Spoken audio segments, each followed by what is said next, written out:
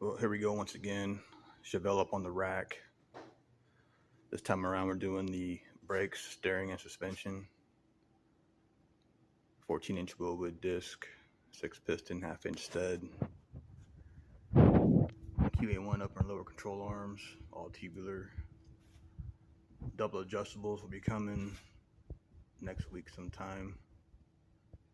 Spring rate's about 550, I think, on those. QA1 sway bar. It's clean and tight. I'm happy with it. It's getting there. Probably be on the rack about another week. I got some little nickel and dime stuff to take care of, but it's coming along. Most major stuff's completed. More new videos coming soon. See you around.